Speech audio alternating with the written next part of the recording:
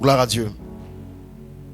Depuis dimanche dernier, nous avons commencé à parler de 4 types de prières pour sortir de quoi? Pour sortir de quoi? De la force. Amen. 4 types de prières pour sortir de la force. On a dit le premier type de prière, c'était quoi? Le cri. Amen.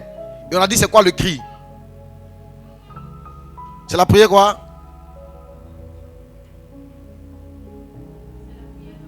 C'est la prière d'engagement. Amen. C'est la prière engagée. Et on a dit c'était quoi la prière engagée? Ça consiste en faire quoi? À prier avec énergie. C'est pas le type de prière où on prie un peu et puis on... Non. La prière d'engagement, c'est la prière où on met toute sa force dedans. Où on s'engage. Alléluia. Amen. C'est la prière d'engager. Où on engage. On engage son corps, on engage son âme, on engage son esprit. Où on s'engage. Où on va en prier avec détermination. Pour dire je m'en vais rencontrer Dieu. La personne qui est exemple de la prière d'engagement, c'est Anne. Anne en avait marre d'être non seulement stérile, mais moquée par Pénina. Elle en avait marre de sa situation. Elle était fatiguée. Elle en avait ras-le-bol qu'on se moque d'elle, qu'on l'humilie tout le temps. Elle en avait ras-le-bol. Elle savait qu'il y avait un Dieu qui existait. Elle a décidé alors un jour. C'est vrai, elle allait au temple toutes les années. Mais cette année-là, elle n'était pas partie avec le même niveau d'engagement. Elle était allée chercher quelque chose. Alléluia. La Bible dit quand elle allait, comme elle a duré là-bas, quand elle priait, le prophète, sur le sacrificateur, a pensé qu'elle était Yves même. Il y a la prière d'engagement. À un moment donné, les gens pensent que tu te laves pas. Tu deviens bizarre. Des fois, même tu as mauvaise haleine même. Oui, chercher Dieu, il y a un côté inconfortable. Regarde, après 3 jours de jeûne, quand tu dis quelqu'un bonjour, il peut reculer. Parce qu'il n'y a rien dans ton estomac. Donc tous les gaz sortent. C'est désagréable. Si tu cherches Dieu, tu dois accepter ça. De devenir souvent comme un squelette. Il reste que ta tête sur tes pieds. Sinon tout est fini. Les gens peuvent se moquer de toi. Les gens peuvent te critiquer. Pour dire ton affaire de Dieu là c'est trop. Regarde comment tu es devenu. Regarde tes soeurs. Regarde tes copines. Comment elles sont patas. Regarde comment toi tu es. Tu n'as plus de modèle. Même quand on te veut te coups d'habit, on ne sait pas quel modèle on va prendre. Parce que tu es devenu informe et vide. Mais chercher Dieu a un côté comme ça que tu dois accepter. Anne, on l'a traité d'ivrogne. On dit femme de mauvaise vie, il ne faut pas venir ici salir le temple. Parce que tu portes même habit là tous les jours pour venir à l'église. Chercher Dieu.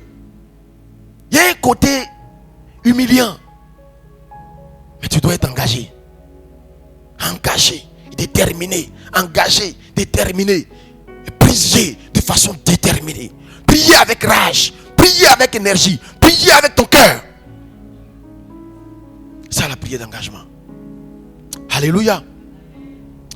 Donc amène bien à Jésus. Amen. Aujourd'hui on va voir un deuxième type de prière qui est très puissant pour nous sortir de la force et du trou. Amen. C'est la prière sans cesse. Dis avec moi la prière sans cesse. Merci Living Choir. Dieu vous bénisse. On peut acclamer le Seigneur pour eux, pour elle.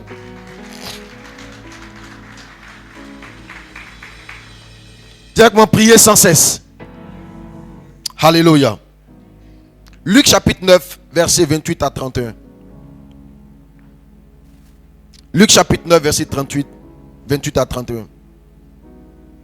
Environ 8 jours après, qu'il eut dit ces paroles, Jésus prit avec lui Pierre, Jean et Jacques. Et il monta sur la montagne pour prier. Avance. Pendant qu'il priait, l'aspect de son visage changea. Et son vêtement devint d'une éclatante blancheur.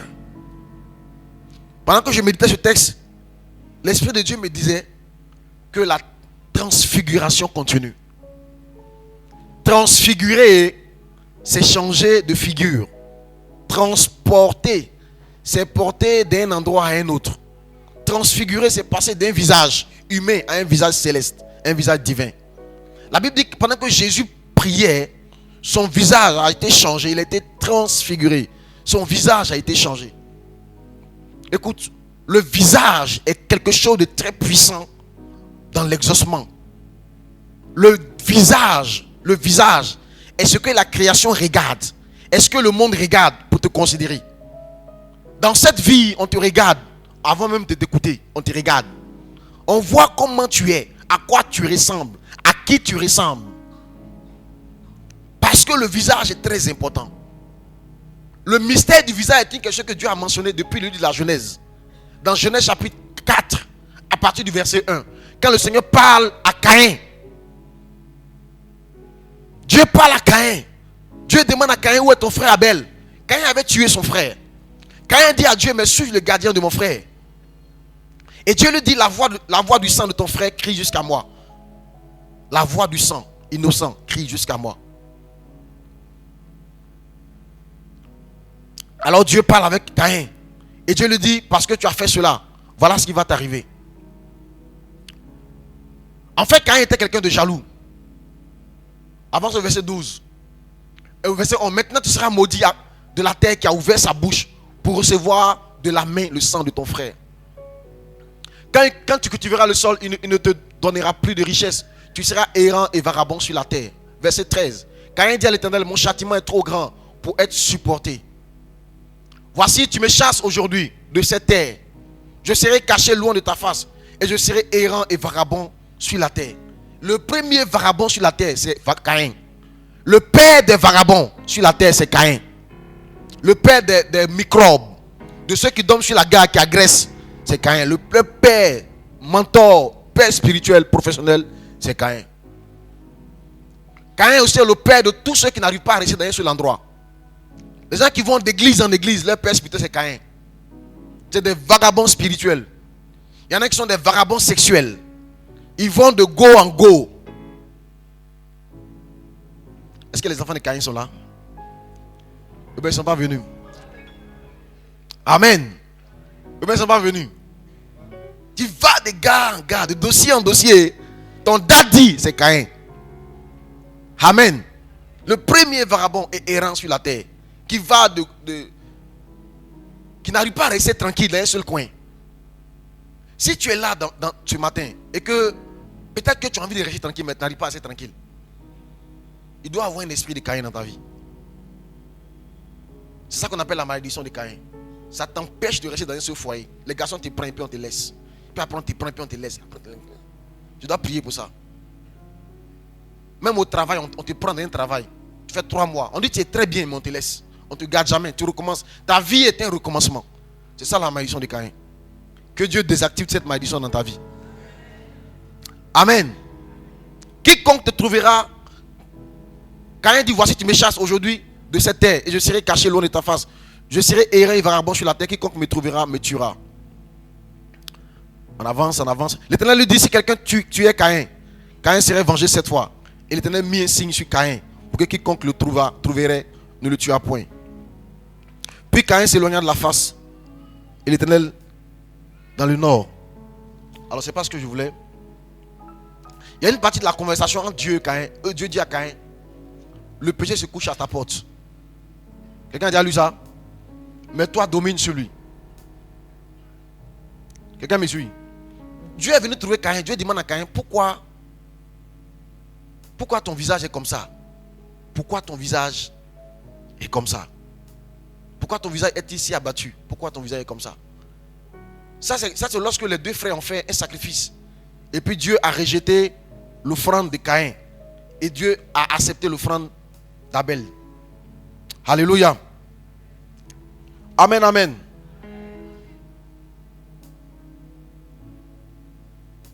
Genèse chapitre 4, verset 7. Certainement, si tu agis bien, tu relèveras ton visage. Tu agis mal. Il y a des choses dans le visage, mes amis. Mes amis. Jésus est en train de prier et son visage a changé. Parce que la création reconnaît le Fils de Dieu. Tu sais, tant que tu ne ressembles pas à Jésus, tant que tu n'es pas à sa ressemblance, la création ne peut pas se soumettre à toi. La Bible dit que Dieu nous a créés à son image. Et selon quoi? Sa ressemblance. Il dit créons l'homme à notre image et selon notre ressemblance, afin qu'il leur domine. Donc le pouvoir de la domination se trouve dans la ressemblance que Dieu nous a donnée.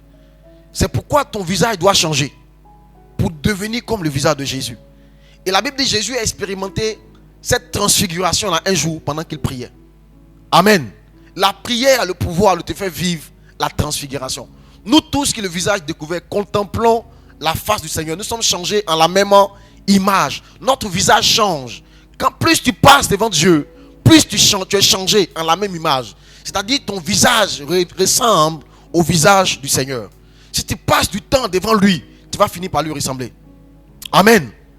Alléluia. C'est ça le principe de la génétique que Jacob a utilisé dans le livre de la Genèse pour devenir plus riche que Laban. Parce que Laban était en train de le voler par rapport à son salaire. Alors Jacob a trouvé que les brebis qui devaient être enceintes là, si on les mettait devant des rameaux, à force de regarder les rameaux pendant qu'elles s'accouplaient, les enfants qui allaient naître allaient aussi être des enfants qui allaient être rayés comme des rameaux. C'est ça le principe de ce que tu regardes. Tu deviens ce que tu contemples. Tu deviens ce que tu admires. Quelqu'un me suit? Si tu admires beaucoup les fumeurs, tu vas finir par fumer. Si tu admires beaucoup les gens qui font quoi? Regarde, il fait une époque en Côte d'Ivoire ici où il y a des gens qui admiraient Michael Jackson. Quand il s'habillait là, il s'habillait comme Michael Jackson. Même quand tu parles un peu dans ta... C'est-à-dire, tu finis par devenir ce que tu admires. Tu finis par t'habiller comme lui. Tu finis par parler comme lui. Tu finis par avoir ses tics. Tu danses comme lui. C'est ça, non? Tu deviens comme lui. Il y a des gens en France là, ils sont, on les appelle les Johnny Hallyday. Parce qu'ils s'habillent comme Johnny. Ils mangent comme lui, ils boivent comme lui. Et même ils attrapent leur verre quand ils boivent là, comme Johnny. Oui, ils portent des chaussures avec des boucles. Parce qu'ils admirent Johnny. En fait, tu finis par ressembler à la personne ou à la chose que tu admires. Quelqu'un me suit? Alléluia. Gloire à Dieu. Si tu passes du temps devant la face de Dieu, tu vas ressembler au Seigneur. Et si tu ressembles au Seigneur, tu vas être exaucé. Les liens qui te tenaient captif et les prisons dans lesquelles tu es vont se briser. Parce qu'on ne peut pas mettre Dieu en prison. Quelqu'un me suit? Alléluia. Pour cela, tu dois prier sans cesse. Tu dois tout le temps prier. Prier, passer du temps devant la face de Dieu est une clé de l'exaucement. Est une clé du miraculeux. Passer du temps devant la face de Dieu. Mes amis, ce n'est pas payant. Ce n'est pas une affaire d'âge. Ce n'est pas une affaire de il sait parler français. Dieu comprend toutes les ethnies. Dieu parle toutes les ethnies. Dieu est Dieu. Il sait tout. Il entend tout. Il comprend tout. Il connaît tout. Dieu peut tout. Donc, ce n'est pas une affaire. Quand je ne comprends pas français, c'est pour ça qu'il ne prie pas. Même si tu pries en wobé, même si tu pries en japonais, Dieu comprend. Peu importe si tu as eu des diplômes ou non, tu es le bienvenu dans sa présence. Alléluia. Quand Jésus est mort, le voile du temple s'est déchiré. Pour que quiconque, pourvu qu'il le veuille, puisse avoir accès à la présence de Dieu. Donc l'accès est libre. L'accès est libre. Alléluia. Tu dois aimer la prière. La prière est ce qui te fait expérimenter le miraculeux. Dans Actes chapitre 12, la Bible raconte l'histoire de l'apôtre Pierre. Amen. Actes chapitre 12 à partir du verset 1. On raconte l'histoire de l'apôtre Pierre. Pierre a été arrêté et jeté en prison. Mais Pierre a été jeté en prison après que Jacques, qui à l'époque était le chef de l'église. Le chef de l'église de Jérusalem, ce n'était pas Pierre, c'était Jacques. Jacques, qui était le frère du Seigneur, donc un des enfants de Marie, était le chef de l'église. Amen. Et il y avait un deuxième Jacques, qui lui était le frère de Jean. Vous savez, Jésus montait souvent sur la montagne avec Jean, Jacques et puis Pierre. Donc les trois apôtres qui avaient une plus grande intimité avec le Seigneur. La Bible dit que le roi, il y avait un roi à l'époque qui a attrapé l'un d'eux, Jacques, et puis il l'a fait tuer. Alléluia. Il a fait mourir par l'épée Jacques, frère de Jean. Verset 3. Et voyant que cela était agréable aux Juifs, il a encore fait arrêter Pierre. C'était pendant les jours de Pâques Saint-Lévin. Donc vous pensez qu'est-ce qu'il voulait faire à Pierre? Il a attrapé le chef. Il a tué. Les Juifs étaient contents. Il a attrapé le sous-chef maintenant. C'était pour lui faire quoi? Pour lui faire une offrande. C'était pour lui faire quoi? Donc c'était une situation où la mort a été à côté. C'était une situation où la mort n'était pas loin. Cet homme a été arrêté à cause de l'évangile, jeté en prison. Verset 4. Tu vois, il chantait à côté une histoire qui fait pitié. Toi, je veux une histoire qui fait pitié. Tu vois, non? Ça fait pitié. Ça fait pitié. Je veux que quelqu'un qui fait pitié.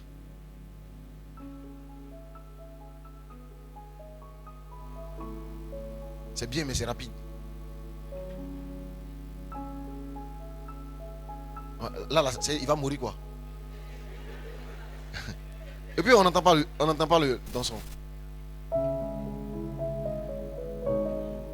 Quelqu'un va mourir, comment tu joues? Après l'avoir saisi et jeté en prison, il l'a mis sous la garde de 4 escouades. De 4 hommes chacune. Donc il y avait 16 gardes. 4 escouades, 4 groupes de 4 hommes. Tout ça pour garder Pierre. Je ne sais pas combien de gens te gardent. Je ne sais pas combien de gardes le diable a mis autour de toi pour te garder. Pour s'assurer que 2025 va ressembler à 2024.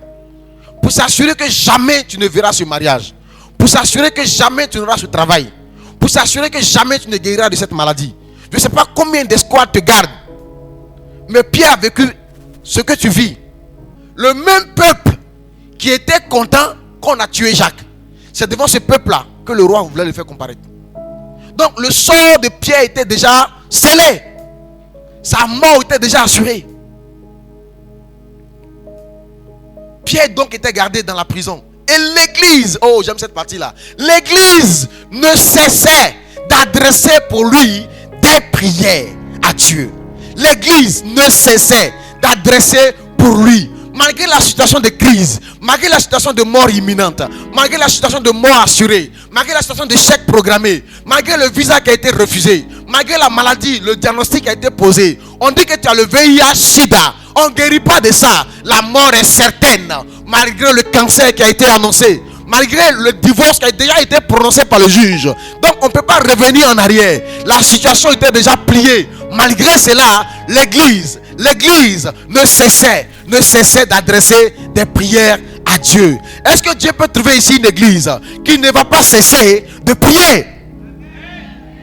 Une église, si seulement il y a un homme qui prie, si seulement une femme se lève pour prier et décide de prier jusqu'à ce que Dieu fasse quelque chose. Alléluia. Pierre était gardé, mais malgré cela, l'église ne cessait d'adresser pour lui des prières à Dieu. Alléluia. Regarde ce qui va se passer. Verset 6. La nuit qui précédait la mort, où Hérode allait le faire mourir, Pierre lié de 2 chaînes. Cet homme était gardé. Mais plus encore, il est lié. Il dormait au milieu de 2 soldats. Donc, c'est pas qu'ils l'ont laissé là-bas et puis ils sont assis là. Les gens l'ont chaîné. Et puis, les gens sont à gauche et à droite. Il dort au milieu d'eux. Il dormait en 2 soldats.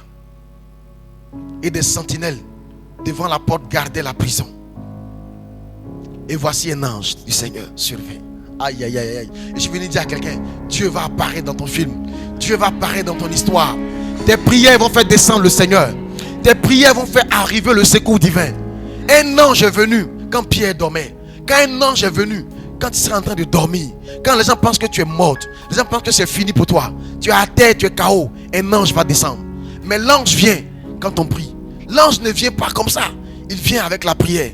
Un ange du Seigneur s'est vu et une lumière brilla dans la prison. C'était la nuit, la lumière a brillé dans la nuit. La lumière de Dieu va briller dans ta nuit. Dans ton obscurité, la lumière va briller. Tu ne t'attendais pas à la lumière de la CIE. Ce n'est plus la lumière du jour que tu vas attendre. Mais Dieu va faire briller ta lumière. Alléluia. Il enverra son ange, c'est-à-dire son messager. L'ange réveilla Pierre en le frappant au côté, en disant lève-toi. Pendant que les autres priaient, Pierre ne priait pas. Pierre dormait. Souvent quand tu es dans la situation, toi-même tu n'arrives plus à prier. Tu n'as pas la force de prier. Tu es tétanisé, terrorisé. Tu as apeuré. Tu connais ton sort. Cet homme était livré. Mais Dieu merci, il y avait des hommes et des femmes qui priaient. Et je suis venu dire à quelqu'un, tu peux prier jusqu'à ce que quelque chose se passe dans ta famille. Tu peux prier jusqu'à ce que quelque chose se passe dans la vie de ton fils. Tu peux prier pour ton mari. Cet homme peut changer, il peut se convertir, devenir un mari doux et aimant, attentionné. Tu peux prier. Accepte de payer le prix de la prière. L'église priait pendant que Pierre dormait. L'église priait pendant que Pierre dormait. L'église priait pendant que Pierre dormait. Celui qui a reçu le miracle, ce n'est pas l'église, c'est Pierre. Tu peux prier pendant que ton mari est en boîte. Tu peux prier pendant que ton enfant est au fumoir. Tu peux prier. Tu peux prier. Ta prière peut produire quelque chose dans sa vie. Ta prière peut sauver ta famille. Ta prière peut sauver tes enfants. Ta prière. L'ange réveilla Pierre en le frappant au côté en disant lève-toi, dormeur. Les chaînes tombaient de ses mains. Et l'ange lui dit mets ta ceinture. Donc lui-même il était déshabillé même. Il dort. Il a enlevé sa ceinture. Et l'ange dit mets tes sandales. Le gars il est à l'aise quoi. Tu vois. Il a enlevé ses chaussures. Il a enlevé sa ceinture. L'ange lui dit encore enveloppe-toi de ton manteau. C'est-à-dire il a enlevé son manteau. Il a enlevé sa ceinture. Il dort. Il a pris l'habitude d'être un prisonnier. Il a déjà accepté son sort. Mais Dieu merci, il y a des gens qui n'ont pas accepté ce sort-là et qui sont mis à prier. Est-ce qu'il se trouve ici des hommes et des femmes qui refusent la situation? Qui refusent la situation? Est-ce que Dieu trouve ici des femmes qui refusent, qui disent non, non, ça ne peut pas continuer. Non, ça ne peut pas continuer. Cet homme que j'ai connu était un homme bien. Pourquoi il est devenu comme ça? Pourquoi maintenant il me bat? Pourquoi maintenant il ment comme ça? Qu'est-ce qui lui est arrivé? Qu'est-ce qui lui est arrivé? Un jour, un homme était allé consulter un féticheur. Écoutez-moi bien, un féticheur. C'était même pas lui qui était passé, c'était une femme. La femme de cet homme. Parce que sa fille était décédée. Elle ne voulait pas accepter la mort de sa fille. Elle allait voir un féticheur. Quand elle entre, le féticheur la regarde. Elle était accompagnée de sa famille, de sa belle famille. Le féticheur la regarde, le féticheur lui demande où est ton mari? Elle dit il n'est pas là. Non, il était là, il était assis à côté. Elle dit le voilà. Et le féticheur lui dit ce que tu as fait à cet homme, est-ce qu'on fait ça à l'enfant de quelqu'un? Ce que tu as fait à cet homme, est-ce que si on fait à ton propre fils, tu seras content? Cet homme était marié, mais il avait abandonné sa femme et ses 5 enfants pour cette femme-là.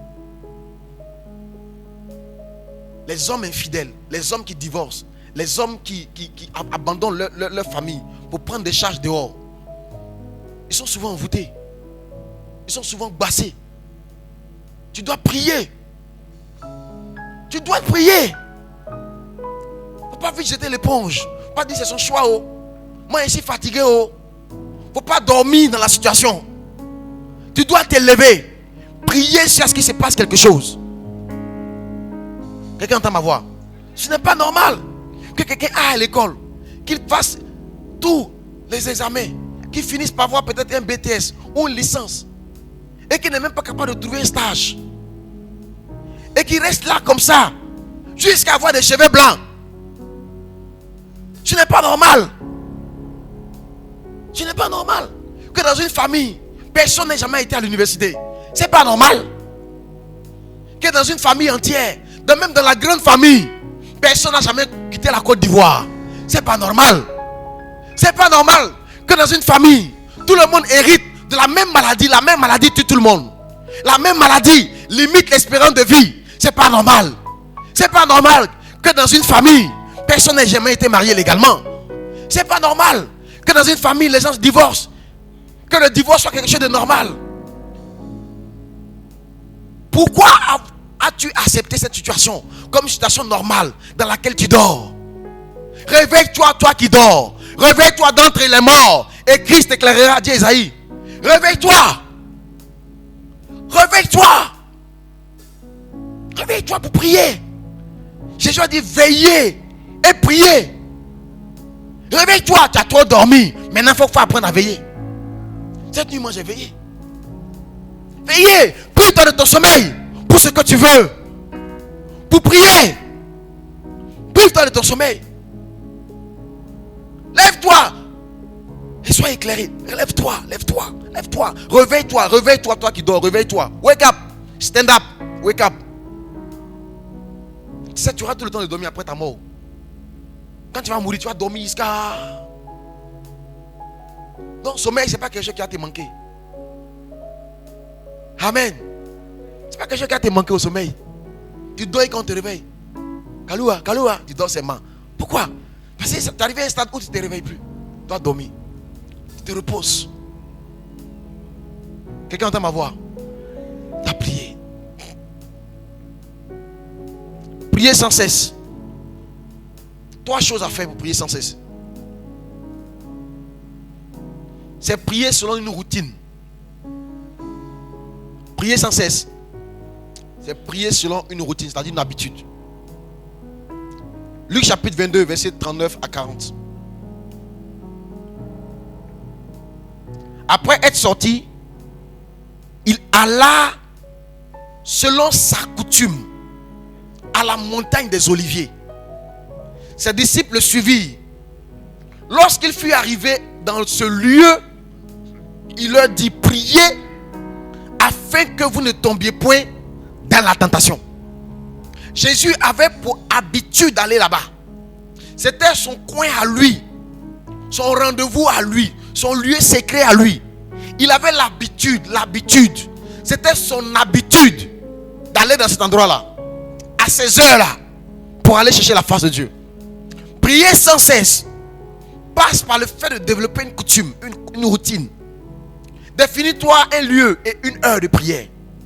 Définis-toi des habitudes de prière. Je prierai tous les jours de 19h à 21h. Je prierai tous les jours. La dernière fois, je vous ai expliqué le principe des 4 quoi?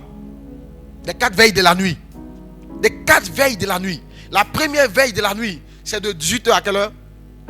21h. Et j'ai dit que ce sont ces veilles-là qui entraînent des grandes visions dans les rêves. Des grandes visions dans les rêves. Les premières veilles de la nuit permettent de préparer la nuit. C'est ça que Daniel a utilisé. Quand Nebuchadnezzar a fait ses rêves et qu'il voulait savoir quel rêve il avait fait.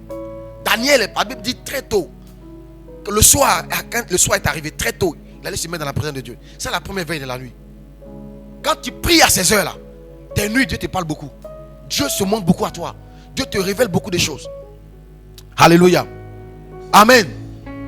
Donc Jésus était quelqu'un qui avait une habitude de prière. Il avait un lieu de prière où il se retrouvait pour prier. Il avait une heure de prière aussi. Prier sans cesse. Pour ne pas que la prière cesse dans ta vie, tu dois développer une routine de prière. Lundi, je prie pour tel sujet. Mardi, je prie pour tel sujet. Mercredi, c'est pour tel sujet. Jeudi, je prie pour tel sujet. Vendredi, tel sujet. Samedi et dimanche. Jésus a envoyé ses disciples pour aller prier avec lui. Pendant que lui priait, il revient les trouver et il dorment. Il dit à Pierre: vous n'avez donc pas pu veiller une heure avec moi.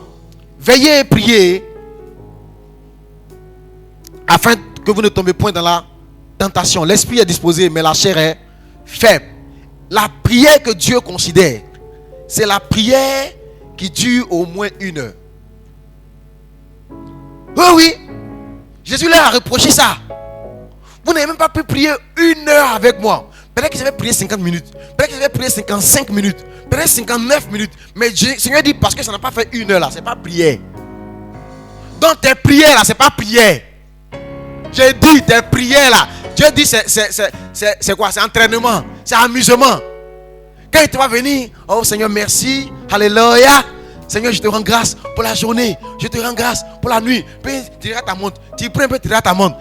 Moi, il a fait 30 minutes. Dieu dit: il n'a pas prié. Tu n'as pas prié. Tu dois prier au moins une heure. Au moins une heure. Au moins une heure. Au moins une heure. Au moins une heure. 1 hour. Tu dois prier au moins une heure. Au moins une heure par jour. Au moins. Quand j'explique ça, toi-même, tu sais que tu peux te définir aujourd'hui si tu es un homme de prière ou pas. Tes prières avant de dormir. Tes prières au matin au réveil. Tu as prié avant de manger. Aïe, aïe, aïe, aïe, aïe. Si c'est ça ta vie de prière, tu ne pries pas. Tu ne pries pas. You have to pray. You have to fight in prayer. Tu dois prier avec engagement. Tu es déterminé. Au moins 1 heure. Au moins 1 heure. Les mamans, au moins 1 heure. Dis à ton voisin au moins 1 heure. Dis à ton mari au moins 1 heure. Amen. Au moins 1 heure. Maintenant, si tu as prié quelqu'un et puis il fait 30 minutes, il faut dire non, mon frère, au moins 1 heure. Alléluia. Au moins 1 heure. Tu pries un peu, quelqu'un dit bon, les gars, on va aller. Non, non, mon frère, on n'a pas fait 1 heure. Jésus a reproché ça à ses disciples. Vous n'avez pas pu prier 1 heure avec moi. 1 heure. Quand tu atteins 1 heure, Dieu dit voilà, ça va maintenant. Alléluia. C'est parce qu'on a un deuxième culte. Sinon, j'allais te faire lever. On allait prier 1 heure. Juste pour s'entraîner un peu. Amen. Acclame la parole du Seigneur.